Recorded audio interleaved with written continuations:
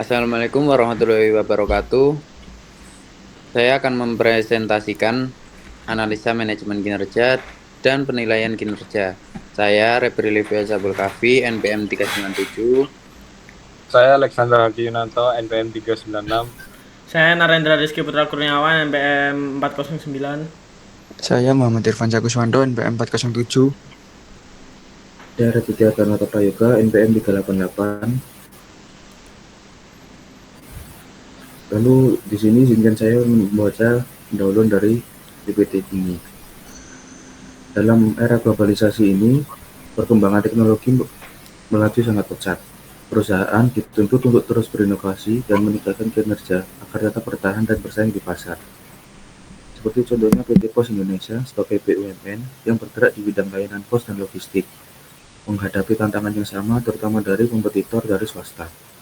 Untuk mengatasi tantangan tersebut, perusahaan harus mengelola sumber daya manusia dan operasionalnya secara efektif. Oleh karena itu, manajemen memastikan bahwa kinerja karyawan sejalan dengan tujuan agar strategi perusahaan berjalan dengan lancar.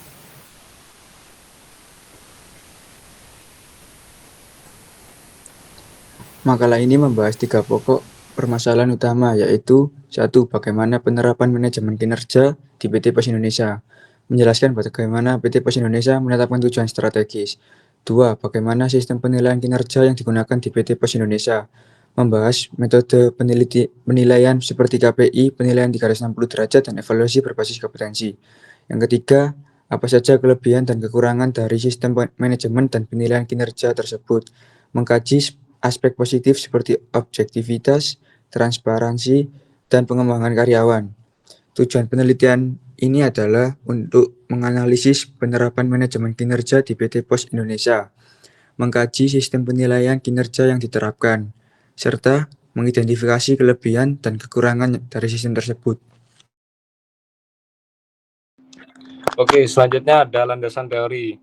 Manajemen kinerja, proses strategis untuk meningkatkan kerja individu atau tim agar sejalan dengan tujuan perusahaan.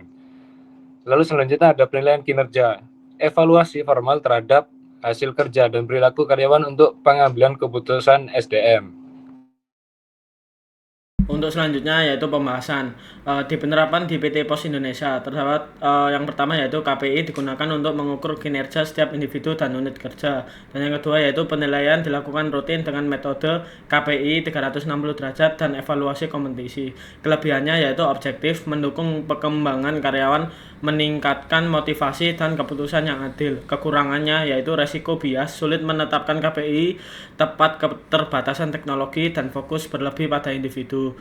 Rekomendasinya yaitu pelatihan, penilaian menggunakan teknologi real time, evaluasi KPI, penilaian tim, dan feedback rutin.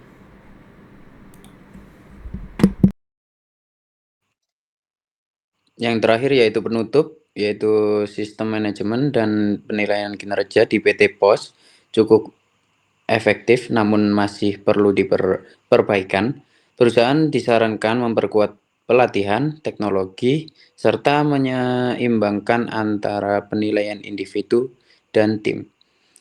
Sekian dari kami. Wassalamualaikum warahmatullahi wabarakatuh. Waalaikumsalam.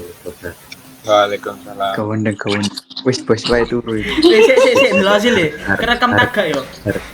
Ya, Cara aku mau patah-patah apa gak mau? Kakak, Kak. wood ae, wood. Butuh. Oh, wood itu tren wood ya. Tren wood. Coba rumono sih Ren. Sik. Iki ketok ana.